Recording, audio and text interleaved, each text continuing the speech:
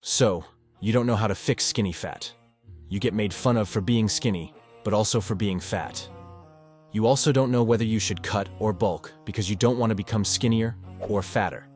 So here are the steps you need to go from skinny fat to aesthetic. Step 1. Stop doing crunches. The first thing you must understand is that spot reduction is a myth.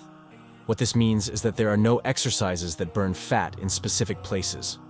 There are many people out there who still believe that performing hundreds of crunches or sit-ups a day will burn the stubborn fat on their belly. However, this is not true. You are not burning the fat, but instead training your abdominal muscles. So please stop. Step 2. Gain some muscle. The main problem with skinny fat is the lack of muscles.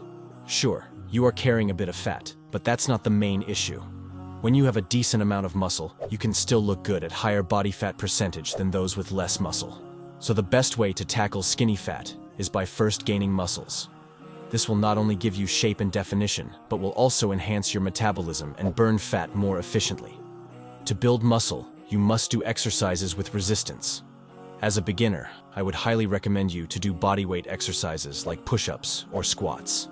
But if that becomes too easy, then you must add more resistance by increasing the weight of the exercise. Focus on getting stronger and train hard to get the results you want. Step 3. Improve your diet.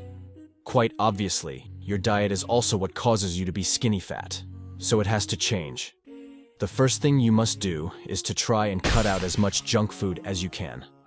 Learn to eat cleaner, not just to fix skinny fat, but also for the benefit of your health. Next, consider adjusting your caloric intake.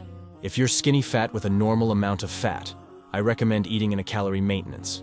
However, if you have a lot of excess body fat, it's advisable to eat in a calorie deficit. To determine your maintenance or deficit calories, a simple online search for a calorie calculator should provide accurate results. The last thing you must do is to increase your protein intake. This is important, as protein provides the essential amino acids that serve as the building blocks for muscle tissue repair and growth. However, don't go too excessive on the protein, as fats and carbohydrates are equally as important.